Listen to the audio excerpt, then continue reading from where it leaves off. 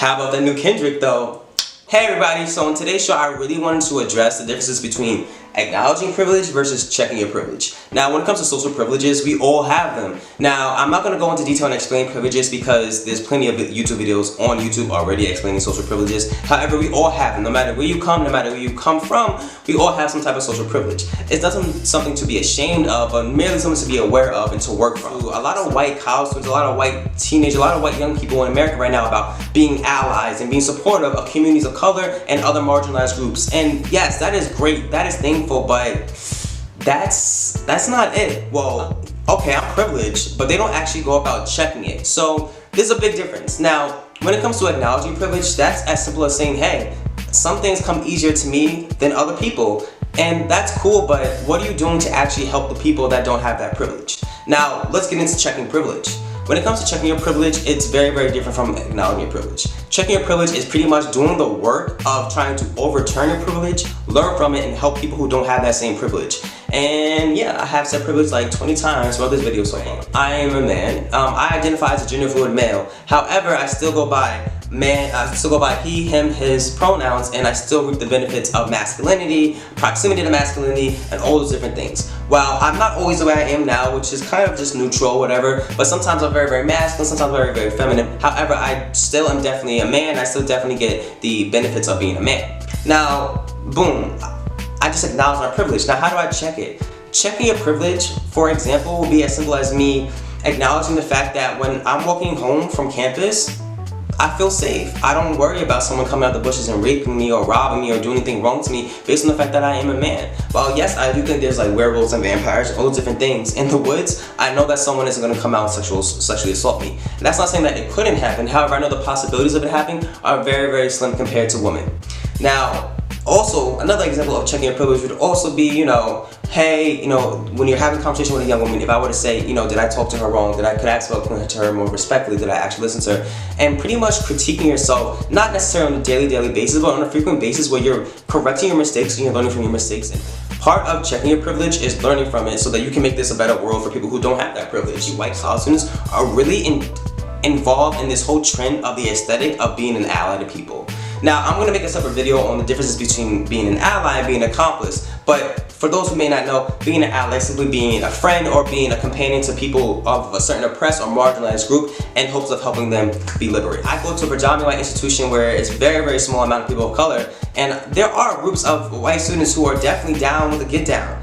And there's those who think that they're down, but they're not actually down. A lot of these students who talk about being an ally to people of color and all these different things, they don't ever interact with people of color besides the media. I'm not saying that you have to have a whole crowd of black friends or brown friends or anything like that in order to be an actual ally, but if you're going to be an ally to a group, you should at least be able to know how to speak to someone of that group. I cannot tell you how many times where the people I interact with online or that go to my school or anything like that see me in public and don't know how to speak to me or are hesitant or scared to speak to me. Because online, it's all cool, yeah, social justice, all this stuff, but in person it becomes real, and I'm a tangible black person, I'm a very vocal black person, and that's too much for them to handle. A lot of these people are in love with the idea of, or the aesthetic of being an ally, or the aesthetic of activism, but don't actually want to put in the work towards it. A lot of these people have such misconstrued realities of what it means to be a black or brown person because they're just the same as conservatives. Now, while they may think that they're liberals, the only difference between them and conservatives is that they're using different language.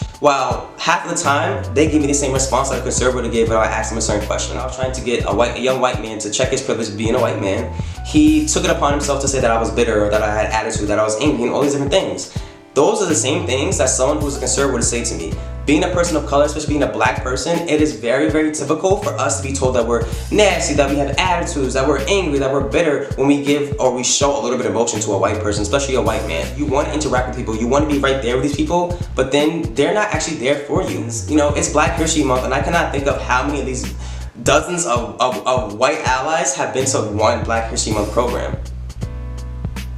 Maybe because it doesn't really fucking matter to you. We put a lot of work into these different programs on campus, and we as students of color, we need that help. We're only but so much, we can only do but so much. And we need that allyship, we need that support, because more numbers that we have, the more power that we have. And it's really, really frustrating when you just try to do good on campus or try to do this, and then you have people saying that they're allies, but they don't actually come through for you. Boom. And that's pretty much it. You know, there's a very big difference between acknowledging your privilege and checking your privilege. When it comes to checking your privilege, you just want to make sure that you are going throughout your day, going throughout your weeks, going throughout your months, identifying different ways in which you can evolve and grow from the different mistakes that you make. You're never going to be perfect. No one's going to be perfect. People are going to make mistakes. It's going to suck sometimes, and that's okay. But acknowledging your privilege doesn't do anything. Checking your privilege does. When it comes to checking your privilege, a lot of you have to understand that people from that marginalized group that's opposing to yours, they're going to check it for you. If you are saying that you have privilege, you have to be comfortable with someone from the opposite marginalized group critiquing you. And that's not always going to be a nice critique, because people from marginalized groups have experienced so much that when someone is coming towards them as an ally from the opposing group, they're gonna be very, very critical about allowing you into their space because you're part of the group that is harming them. And you have to be okay. You have to be comfortable with being uncomfortable. If you're not comfortable being uncomfortable, especially when it comes to black people, and you want to be an ally to black people, and you don't want to be called out, and you don't want to be uncomfortable, it's not going to work. We're not going to hold your hand throughout this process. No one holds our hand throughout our oppression. And when you think, oh, they give me attitude, they're doing all this, think to yourself, or maybe I should just be better. Maybe I should try harder. Maybe I should read more. Stop looking at people of color to give you the answers or to pave the way for you. Find it out yourself. There are resources on your campus, resources in your community that you can use. You can Google them. And please, for the love of God, do not start talking to black people about hip hop because that's the only thing that you fucking know about black people. It is so frustrating and annoying, and you don't get any points because you like Kendrick Lamar. I'm sorry, you don't. Or A$AP Rocky. And that's pretty much it. So when it comes to acknowledging privilege versus checking your privilege, it's very, very simple, but it makes a very big difference and a very big impact. So before you go around saying that you're an ally, think to yourself, am I actually an ally, or am I just in it for the aesthetics?